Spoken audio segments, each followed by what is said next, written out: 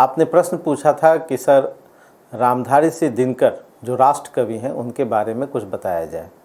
तो आप जानिए कि रामधारी सिंह दिनकर राष्ट्र कवि माने जाते हैं और जो प्रारंभिक परिचय है रामधारी सिंह दिनकर का उनके बारे में समझिए। इनका जन्म 1908 में हुआ था और जो निधन है वो 1974 में हुआ था, यानी 23 सितंबर 1908 को मुंगेर या बेगूसराय कहिए सिमरिया घाट नामक गांव में इनका जन्म हुआ रामधारी सिंह दिनकर का। आपके पिताजी का नाम था रवि सिंह और जब दिनकर जी बहुत छोटे थे तो इनके पिता का देहांत हो गया। पिता के स्नेह और नाम को जोड़ते हुए आपने दिनकर उपाधि ली। आप देखते हैं कि रामधारी सिंह दिनकर यूपीएससी के कोर्स में लगे हुए हैं और उसमें कुरुक्षेत्र इनकी रचना है। कुरुक्षेत्र सिविल सेवा के कोर्स में है और ये ध्यान रहे कि बिहार लोक सेवा आयोग के कोर्स में रामधारी सिंह दिनकर नहीं है, लेकिन साक्षात्कार के समय रामधारी सिंह दिनकर और उनका कुरुक्षेत्र या रश्मिरथी या संस्कृति के 4 अध्याय या रेणुका या हुंकार, इन सब पर कई बार प्रश्न पूछे जाते हैं। बिहार के प्रतिनिधि रचनाकार हैं, राष्ट्र कवि माने जाते हैं, राज्यसभा के सदस्य भी रहे रामधारी सिंह दिनकर। तो रामधारी सिंह दिनकर जी के बारे में हम थोड़ी सी संक्षिप्त चर्चा आज करेंगे और इनकी रचना है रश्मिरथी और उसका जो प्रथम सर्ग है उसका पाठ भी करेंगे। तो रामधारी सिंह दिनकर जी की प्रारंभिक शिक्षा मोकामा घाट के स्कूल में हुई, फिर उसके बाद उन्होंने पटना कॉलेज में अध्ययन किया। आपने इतिहास विषय से अध्ययन किया है। आप सब रजिस्ट्रार रहे, जनसंपर्क विभाग में उपनिदेशक रहे। आप भागलपुर विश्वविद्यालय के उप कुलपति भी रहे। भारत सरकार के हिंदी सलाहकार आदि पदों पर आपने अपनी प्रशासनिक योग्यता का परिचय दिया है। भारत सरकार ने पद्म भूषण की उपाधि उनको दी। आपका निधन 1974 में हुआ। आपकी जो प्रमुख रचनाएं हैं उनकी चर्चा अगर की जाए तो रेणुका, हुंकार, रसवंती, धूप छाँव, कुरुक्षेत्र, रश्मिरथी, सामधेनी, नीलकुसुम, सीपी और शंख, परशुराम की प्रतीक्षा, हारे को हरिनाम, संस्कृति के 4 अध्याय आपकी गद्य रचना है और वो साहित्य अकादमी का पुरस्कार इस पर मिला। अन्य गद्य रचनाएं हैं अर्धनारीश्वर, रेती के फूल, उजली आग आदि।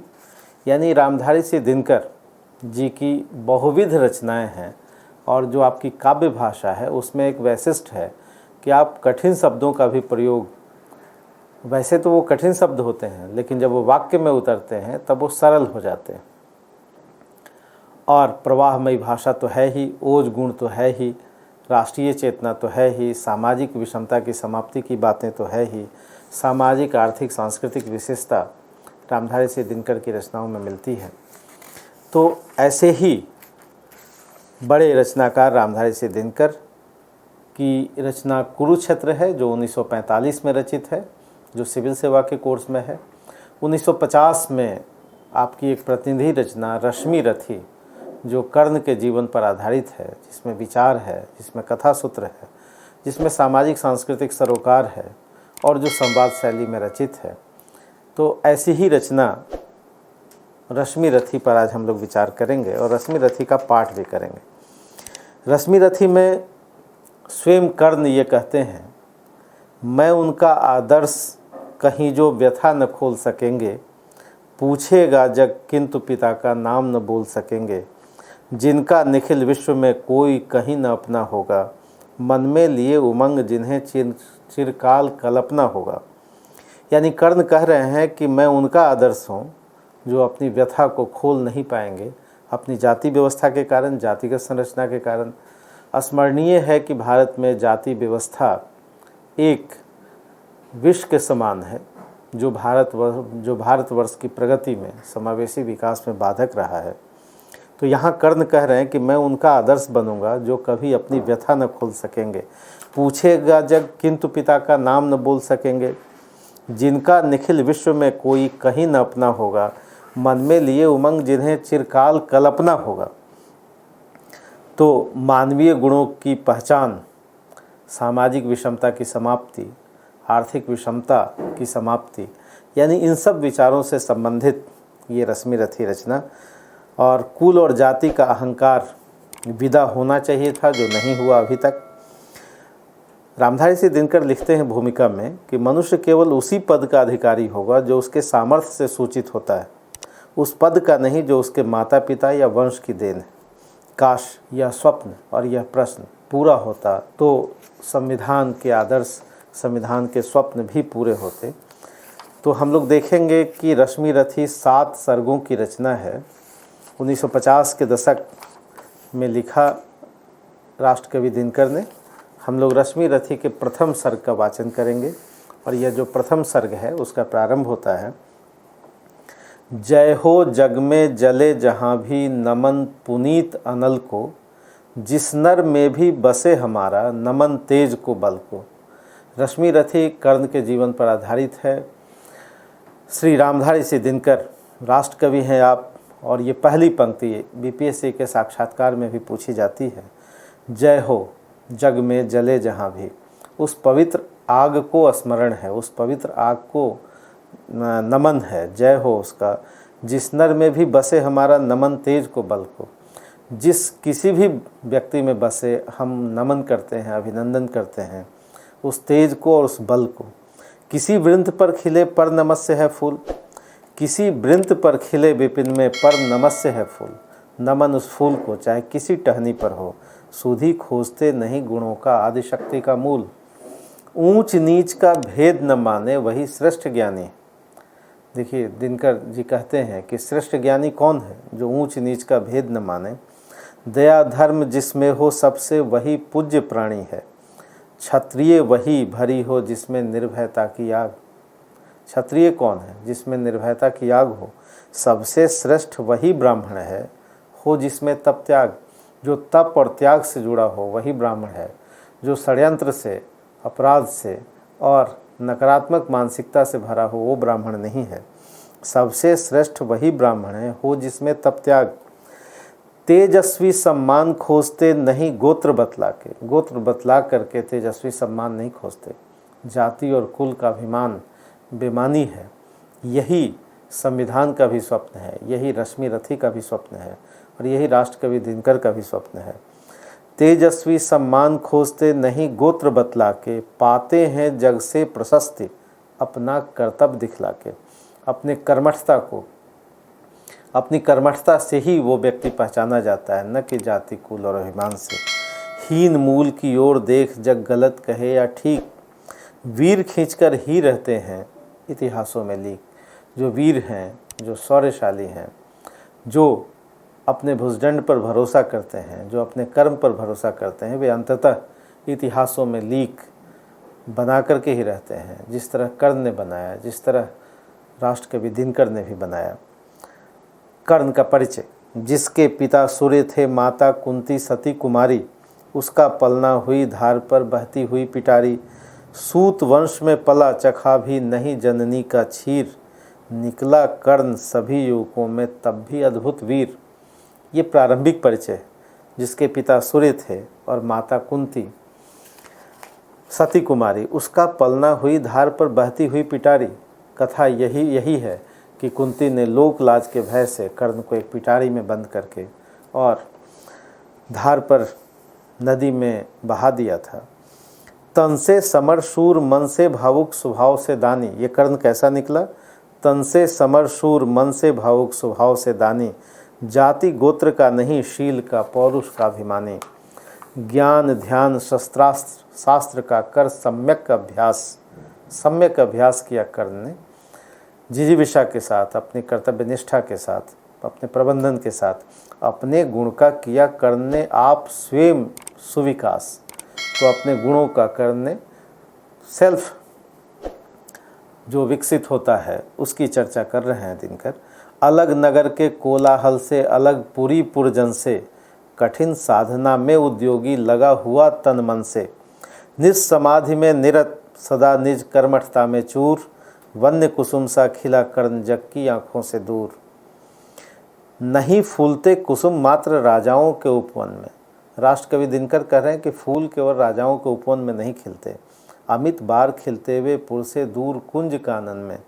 समझे कौन रहस्य प्रकृति का बड़ा अनोखा हाल, समझे कौन रहस्य प्रकृति का बड़ा अनोखा हाल। प्रकृति का यह रहस्यमय जो स्थिति है, रहस्यमय जो वरदान है, गुदड़ी में रखती चुन चुन कर बड़े कीमती लाल। एक बार फिर से सुनिए, समझे कौन रहस्य प्रकृति का बड़ा अनोखा हाल, गुदड़ी में रखती चुन चुन कर बड़े कीमती लाल। जलद पटल पर छिपा किंतु रवि तब तक रह सकता है, जलद पटल में छिपा किंतु रवि कब तक रह सकता है, युग की अवहेलना सूरमा कब तक सह सकता है, पाकर समय एक दिन आखिर उठी जवानी जाग, फूट पड़ी सबके समक्ष पौरुष की पहली आग। रंगभूमि में अर्जुन था जब समा अनोखा बांधे, स्मरणीय है कि यह समा कब का था, जब शिक्षा प्राप्त करने के बाद रंगभूमि में सभी युवराजों की परीक्षा हो रही थी, अपने प्रदर्शन कर रहे थे, अपने योग्यता का और अपनी शिक्षा का प्रदर्शन करते हुए। और इसी समय रंगभूमि में अर्जुन था जब समा अनोखा बांधे, बढ़ा भीर भीतर से सहसा कर्ण सरासन साधे, कहता हुआ तालियों से क्या रहा घरों में फूल, अर्जुन तेरा सुयस अभी क्षण में होता है धूल, तूने जो जो किया उसे मैं भी दिखला सकता हूँ। ये कर्ण किससे, भरी सभा में अर्जुन को ललकारते हुए, तूने जो जो किया उसे मैं भी दिखला सकता हूँ, चाहे तो कुछ नई कलाएं भी सिखला सकता हूँ।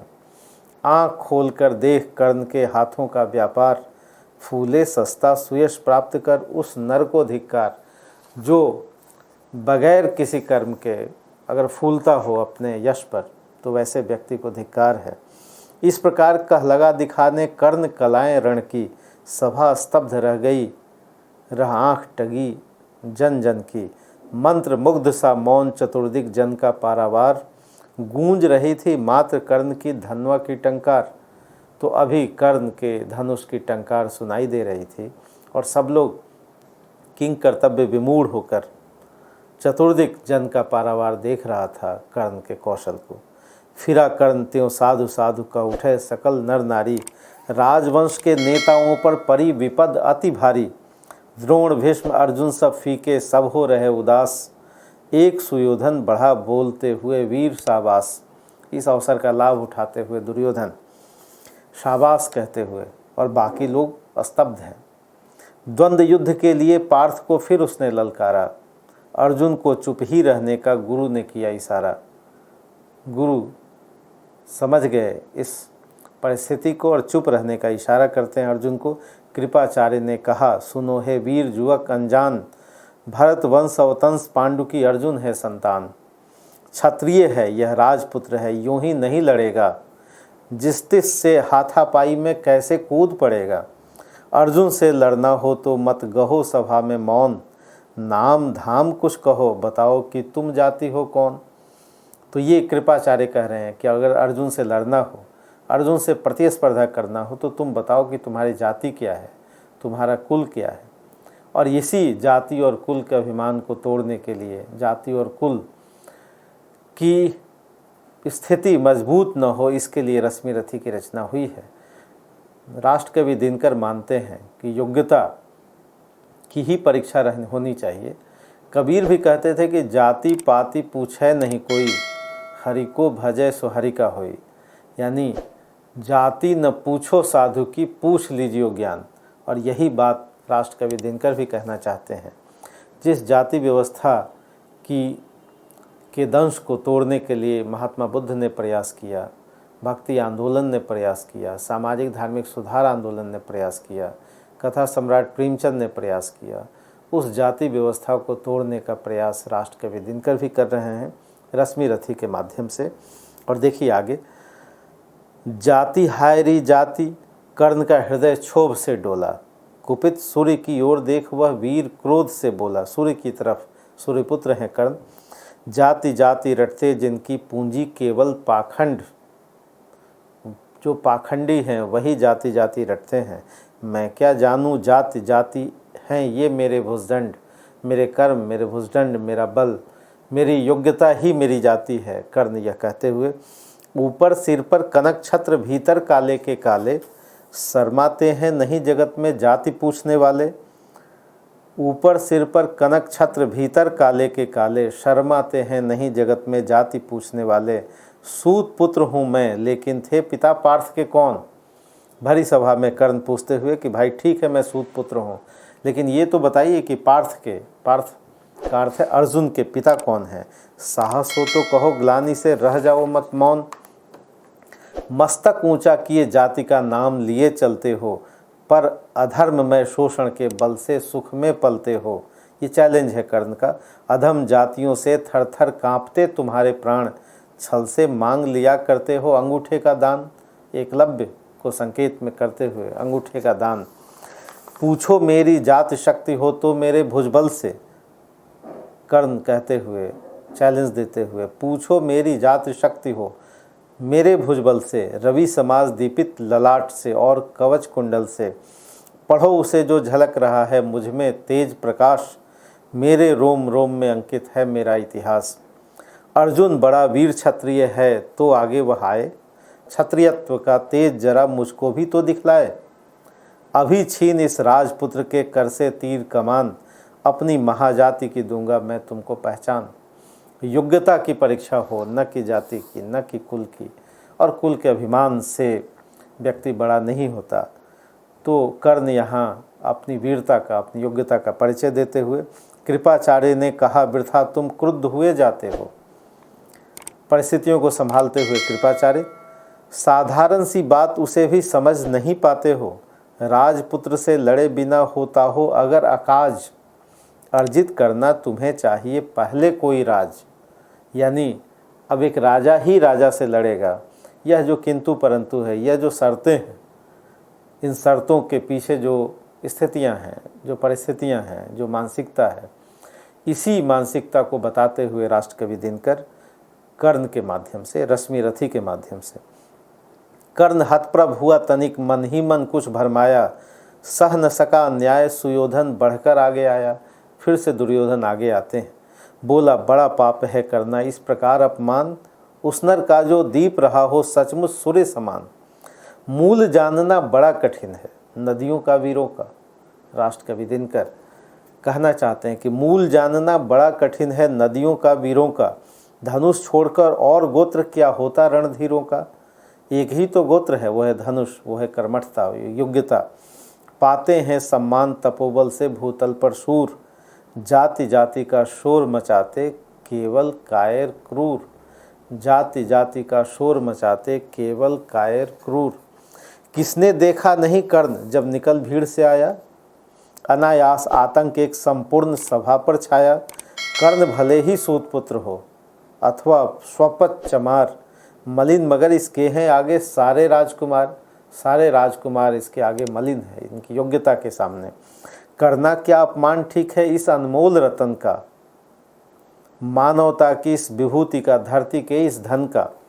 बिना राज्य यदि नहीं वीरता का इसको अधिकार, तो मेरी यह खुली घोषणा सुने सकल संसार। खुली घोषणा कौन? दुर्योधन करते हुए। दुर्योधन ने परिस्थितियों को भांप लिया है और वो चाहता है कि कर्ण हमारे पक्ष में हो, तो इस तरह कर्ण को वह राजा पद भी देता है। आगे देखिए, अंग देश का मुकुट कर्ण के मस्तक पर धरता हूँ। अंग देश का मुकुट मैं कर्ण के मस्तक पर धरता हूँ। एक राज्य इस महावीर के हित अर्पित करता हूँ। रखा कर्ण के सिर पर उसने अपना मुकुट उतार, गुंजी रंग भूमि में दुर्योधन की जय जयकार। कर्ण चकित रह गया सुयोधन की इस परम कृपा से, फूट पड़ा मारे कृतज्ञता के भर उसे भुजा से। दुर्योधन ने हृदय लगाकर कहा बंधु हो शांत, मेरे इस क्षुद्रोपहार से क्यों होता उद्भ्रांत।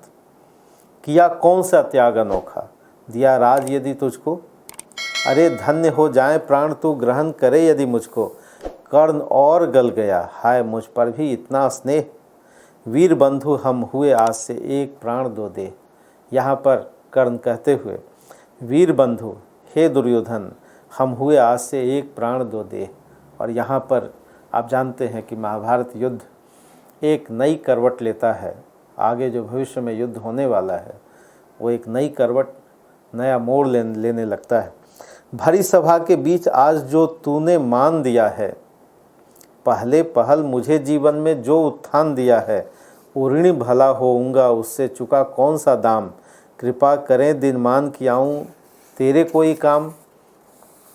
घेर खड़े हो गए कर्ण को मुदित मुग्ध पुरवासी, होते ही हैं लोग शूरता पूजन के अभिलाषी। चाहे जो भी कहे द्वेष ईर्ष्या मिथ्याभिमान, जनता निज आराध्य वीर को कर लेती पहचान।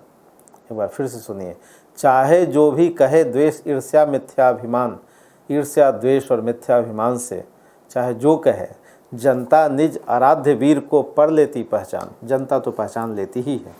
लगे लोग पूजने कर्ण को कुमकुम और कमल से, रंग भूमि भर गई चतुर्दिश पुल का कुल कल कल से। विनय पूर्ण प्रतिबंधन में ज्यों झुका कर्ण सविशेष, जनता विकल पुकार उठी जय महाराज अंगेश। अंग देश का राजा बनाया गया कर्ण को। महाराज अंगेश तीर सा लगा हृदय में जाके, विफल क्रोध में कहा भीम ने और नहीं कुछ पाके। है कि झाड़े पूछ आज तक रहा यही तो काज, सूत पुत्र किस तरह चला पाएगा कोई राज। दुर्योधन ने कहा भीम झूठे बकबक करते हो, कहलाते धर्मज्ञ द्वेष का विष मन में धरते हो। बड़े वंश से क्या होता है खोटे हों यदि काम, नर का गुण उज्ज्वल चरित्र है नहीं वंश धन धाम। सचमुच ही तो कहा कर्ण ने तुम्ही कौन हो बोलो, सचमुच ही तो कहा कर्ण ने तुम्ही कौन हो बोलो। जन्मे थे किस तरह ज्ञात हो तो रहस्य या खोलो। कर्ण ने क्या कहा कि भाई ये तो बताओ कि आखिर तुम्हारे जन्म का हाल क्या है। अपना अवगुण नहीं देखता अजब जगत का हाल, निज आँखों से नहीं सूझता सच है अपना भाल। अपनी ललाट अपनी आँखों से तो नहीं दिखाई देता, अपना अवगुण नहीं देखता अजब जगत का हाल, निज आँखों से नहीं सूझता सच है अपना भाल। कृपाचार्य आ पड़े बीच में बोले छी यह क्या है, तुम लोगों में बची नाम को भी क्या नहीं हया है। चलो चले घर को देखो होने आई शाम, थके हुए होगे तुम सब चाहिए तुम्हें आराम। रंग भूमि से चले सभी पुरवासी मोद बनाते, कोई कर्ण पार्थ का कोई गुण आपस में गाते। यानी सभी पुरवासी सभी जनता कोई गुण पार्थ का गा रहा है, कोई कर्ण का गा रहा है। सबसे अलग चले अर्जुन को लिए हुए गुरुद्रोण, गुरुद्रोण को चिंता हुई। और देखिए सबसे अलग चले अर्जुन को लिए हुए गुरुद्रोण, कहते हुए पार्थ पहुँचाइया राहु नया फिर कौन। जन्मे नहीं जगत में अर्जुन कोई प्रतिबल तेरा, ये कह रहे हैं गुरु द्रोण कि इस जगत में तुम्हारा कोई प्रतिस्पर्धी, तुम्हारा कोई जोड़ का कोई वीर न हो, ये मेरी इच्छा है। टंगा रहा है एक किसी पर ध्यान आज तक मेरा। और स्वीकारते हुए एकलव्य से लिया अंगूठा, कही न मुख से आह, रखा चाहता हूँ निष्कंटक बेटा तेरी राह। मगर आज जो कुछ देखा उससे धीरज हिलता है, मुझे कर्ण में चरम वीरता का लक्षण मिलता है। बढ़ता गया अगर निष्कंटक यह उद्भट भट बाल, अर्जुन तेरे लिए कभी वह हो सकता है काल। सोच रहा हूँ क्या उपाय मैं इसके साथ करूँगा, इस प्रचंडतम धूमकेतु का कैसे तेज हरूँगा। शिष्य बनाऊँगा न कर्ण को यह निश्चित है बात, रखना ध्यान विकट प्रतिभट का पर तू भी है तात। रंग भूमि से लिए कर्ण को कौरव शंख बजाते, चले झूमते हुए खुशी में गाते मौज मनाते। कंचन के युग शैल शिखर सम सुगठित सुघर सुवर्ण, गलबा ही दे चले परस्पर दुर्योधन और कर्ण। दुर्योधन अपनी क्षमता से, अपनी जो सहज बुद्धि है उससे कर्ण को अपने पक्ष में कर लेता है। बड़ी तृप्ति के साथ सूर्य शीतल अस्ताचल पर से, चूम रहे थे अंग पुत्र का स्निग्ध सुकोमल कर से। आज न था प्रिय उन्हें दिवस का समय सिद्ध अवसान, विरम गया क्षण एक क्षितिज पर गति को छोड़ विमान। और हाय रनिवास चला वापस जब राजभवन को, सबके पीछे चली एक विकला मसोस्ती मन को। सबके पीछे कौन चली? कुंती। उजड़ गए हों स्वप्न की जैसे हार गई हो दांव, नहीं उठाए भी उठ पाते थे कुंती के पांव। और कुंती के पांव नहीं उठते थे जैसे दांव हार गई हो। कुंती माँ है कर्ण की भी और अर्जुन की भी। और यह था रश्मि रथी का प्रथम सर्ग। इसमें 7 सर्ग हैं। इंटरव्यू में पूछा जाता है कि आप 1-2 पंक्तियाँ बताइए, तो 1-2 पंक्तियाँ आप याद करेंगे। हम लोग क्रम से अन्य सर्गों की भी चर्चा करेंगे और अलग अलग क्लासों में, अलग अलग कक्षा में। तो प्रथम सर्ग का वाचन रश्मि रथी, राष्ट्रकवि दिनकर की प्रतिनिधि रचना। राष्ट्रकवि दिनकर की इस रचना में जो सामाजिक आर्थिक विषमता है, जो जातिवाद का ज्वलंत प्रश्न है, जो जातिगत विषमता, सामाजिक विषमता और इसके आधार पर योग्यता का अपमान है, यह योग्यता का अपमान अंततः ईश्वर का ही अपमान है। तो हम चाहेंगे कि योग्यता ही सम्मानित हो, यही संविधान का भी स्वप्न है, यही समावेशी विकास का आधार भी है। और साथ साथ कह सकते हैं कि जहाँ पर योग्यता सम्मानित होती है वहीं पर सतत विकास भी संभव है। जाति, कुल और वंश के अभिमान का शोर केवल कायर मचाते हैं। तो इसी वीरत्व को नमन करते हुए, कर्ण की प्रतिभा को नमन करते हुए, राष्ट्रकवि दिनकर की योग्यता और प्रतिभा को आप देख रहे हैं किस तरह से वो गुण है, किस तरह से कठिन तत्समी शब्द भी जब वाक्य में उतरते हैं तो किस प्रकार सरल हो जाते हैं। तो काव्य कौशल रामधारी सिंह दिनकर का अप्रतिम है। और इस अप्रतिम काव्य कौशल के साथ हम लोग रश्मि रथी के अन्य सर्गों का भी पाठ आगे करेंगे। धन्यवाद।